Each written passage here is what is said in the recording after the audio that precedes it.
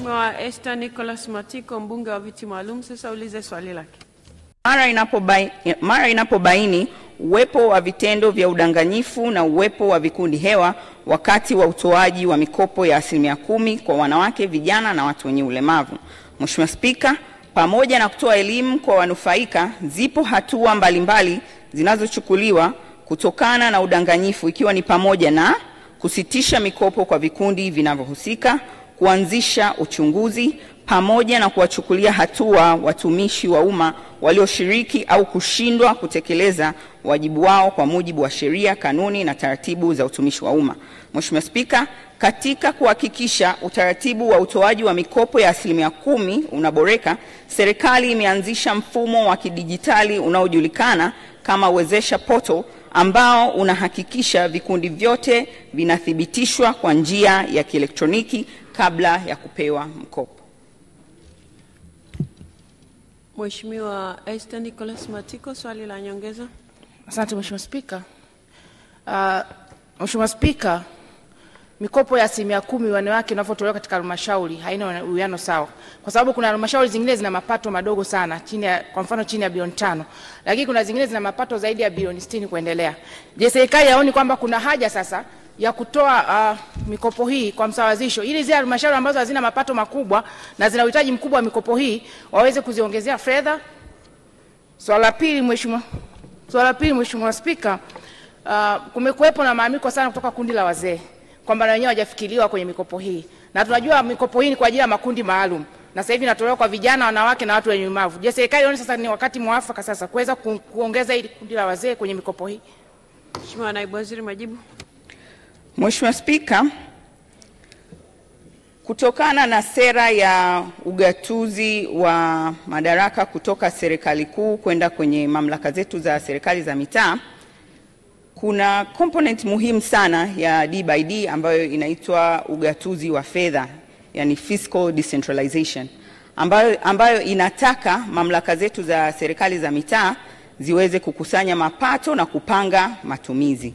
Naelewa hoja ya Mheshimiwa mbunge, lakini kwa sababu kila halmashauri inajitegemea yenyewe kukusanya mapato kwa kalenda yake yenyewe na kuweza kupanga matumizi kwa ajili ya watu wake, basi hatuwezi kama serikali kukusanya yale mapato na kuanza kuyagawa sawa kwenye halmashauri zote. Lakini japokuwa inaweza ikaonekana kwamba kuna baadhi ya mamlaka za serikali za mitaa ambazo zina mapato makubwa, lakini pia tuzingatie maeneo hayo. Nitatoa mfano, kwa mfano kama halmashauri ya jiji la Dar es Salaam yenyewe ina jumla ya watu, yani 10% ya Watanzania wote inatoka jiji la Dar es Salaam.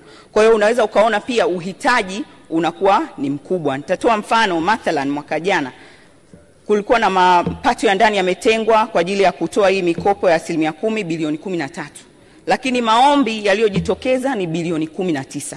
Kwa hiyo utaona kwamba kuna uhitaji mkubwa pia katika haya maeneo ambayo tunaona yana mapato makubwa. Kwa hiyo serikali inaelewa hoja yako na tutaendelea kuziwezesha mamlaka zetu za serikali za mitaa ili ziweze kujitengenezea mapato, ziweze kujitegemea na ziweze kupanga matumizi kusaidia haya makundi.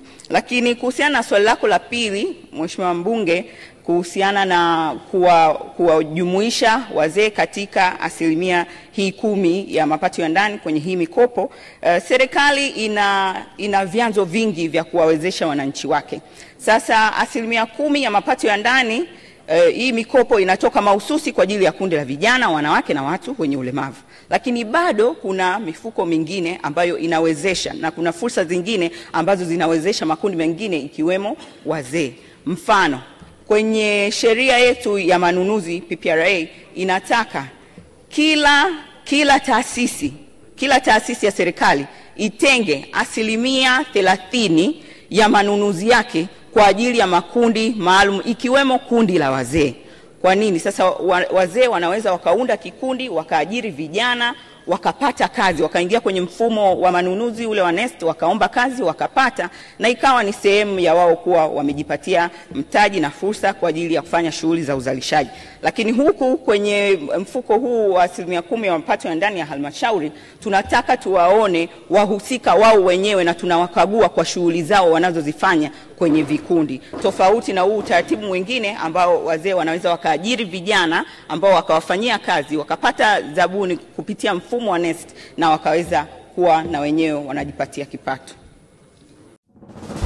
Moregas English Medium School ni shule ya awali na msingi iliyoko Sirari, wilayani Tarime, mkoa wa Mara, nchini Tanzania. Ni shule ya kutwa na bweni yenye mazingira wezeshi na rafiki kwa mwanao. Shule yetu inaendelea kufanya vizuri sana. Rejea matokeo ya darasa la 7 mwaka 2024. Watoto wote 61 wamepata ufaulu wa daraja A. Wanafunzi 14 wamechaguliwa kujiunga na shule za bweni, ikiwemo shule ya Tabora Girls, Mzumbe, Mara Girls, Pugu, Shinyanga Girls, Dr. Badrida Buriani na Tumaini. Ndiyo, karibu sasa, mlete mwanao apate elimu bora. Kwa mawasiliano, piga simu namba 0765 65 67 05 au 0628 94 34 24 au 0745 49 41 02. Wote mnakaribishwa.